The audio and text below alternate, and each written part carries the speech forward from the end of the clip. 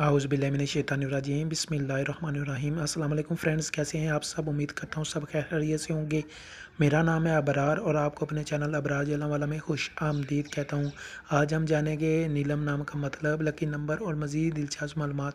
तो बगैर चले चलते हैं वीडियो की तरफ जाने से पहले आप सबसे गुजारिश है कि अगर आपने अभी तक हमारे चैनल को सब्सक्राइब नहीं किया तो सब्सक्राइब कर दें और साथ में दिए गए बेल आइकन के बटन को दबा दें ताकि हमारी नई आने वाली वीडियो का नोटिफिकेशन सबसे पहले आपको मिल सके। तो चलें चलते हैं वीडियो की तरफ।